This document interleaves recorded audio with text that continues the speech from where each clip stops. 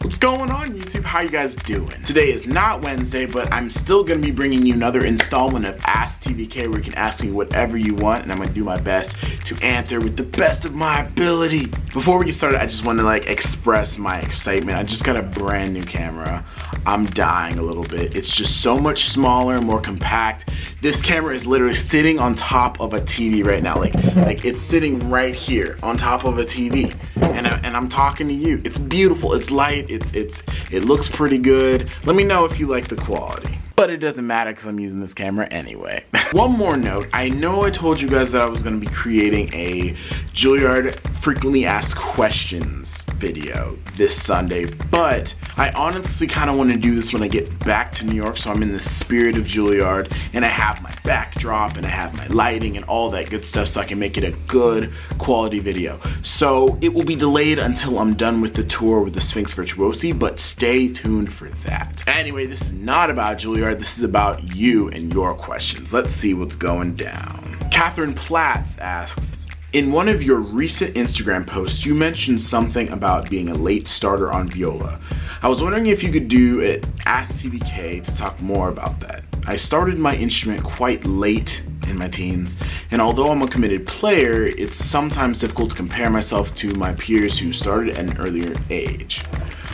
Whew, this is a doozy. Well, yes, guys, I started my instrument late. I'm a late starter. Essentially, here's the short version of my story. I started playing the viola in orchestra class when I was in 6th grade. I was 11 going on 12 years old. And during that time, I was starting out in the beginner class. I never knew how to read alto clef. I did understand how to read music, kind of, because I took band the year before. And in my elementary school, we always had music class, so we learned what quarter notes and half notes and eighth notes were and what they look like.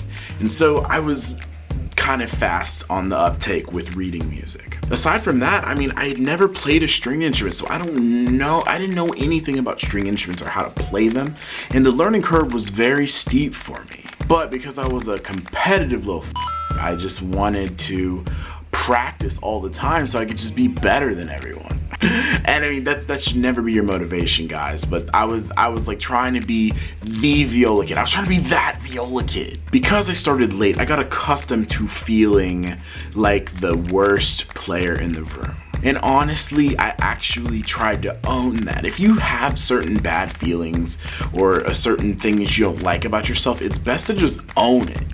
Own it. Own it with all of your might. Because I did feel like the worst player, I was always asking other players how they would do stuff. I was always asking for advice. I was always listening to other people and getting information.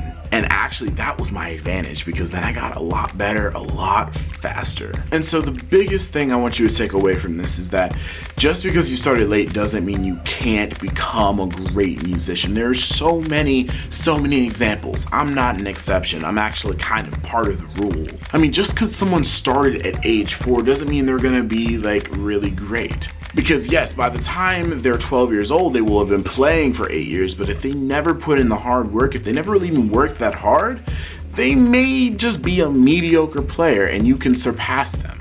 Seriously guys, it's like that old story, the tortoise and the hare. The hare was always the fastest runner, was always so ahead of the game, but the hare decided to take a nap. He ran super fast, ran right next to the finish line, but he decided to take a nap because he was going against a tortoise, and the tortoises don't move very quickly. The tortoise, even though it wasn't moving as quickly, was moving at a steady pace, always one foot in front of the other. All this was going on while the hare was napping under a tree, resting on its laurels. If you become the tortoise and work consistently, if you have no talent, if you just work consistently, one foot in front of the other, you can pass over complacent, talented hares. I'm going off on a tangent, but be that as it may, don't worry about if you started late. It's about the work you put into today, and I'm a direct result of that. Now, I didn't work as hard as I could have, because I like to have a social life. I like to learn about other things, and I mean, I'm doing YouTube, so I'm obviously not practicing right now. I'm gonna edit this video right after I finish this. But that's the whole point. It's about the amount of time that you find to put into your work, and you make it focused, efficient, and goal-oriented. And that's how you can be successful. That's how you can move forward in this life, especially if you started late. And the last thing I want to do is address your feeling that you compare yourself to other people. And I've actually made a video about this. Just click the annotation right here, or the little I button right here. I made a video called "Isn't Music About Competition?" And no, it's not, to be short. But honestly, comparing yourself to other people is one of the most toxic things you can do to your development. What does your playing have to do with anyone else? I want you to ask yourself that question. Just because somebody is good, does that mean you can't be? If someone can play their C major scale really well in tune,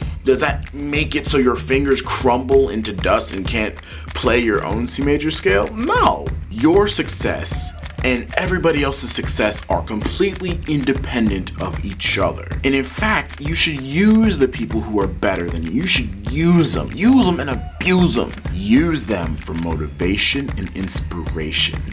Never a feeling of regret or failure. That's not what it's about. So change your mindset. Everything is mindset. Change your mindset from feeling bad to feeling inspired, feeling motivated, and that is what's gonna really change everything for you. So Catherine, I hope that helped. Thank you for your question, and thank you for watching. If you have a question you want me to answer, you can tweet at me using the hashtag AskTVK. You can send me a message on Facebook. You can send me a DM on Instagram. I'm gonna take any question anywhere and do what I can to bring them here to you. If you think I answered it well, smash that like button. And if you're still thirsty for knowledge, motivation, or anything in between, check out my last video. Here's a clip. Being a musician means that you're never going to be done. Being an artist means that the work is never done. You never hit a point where you say, oh my God, I did everything. Like there's nothing left to say. And if you do reach a point like that, then that means that your time as a musician or as an artist is over. Because artists create, and the moment that you feel that you don't need to create anymore is the moment that, yes, I mean, it doesn't mean you're a bad or wrong person, but yeah, you're not an artist anymore. You're not creating.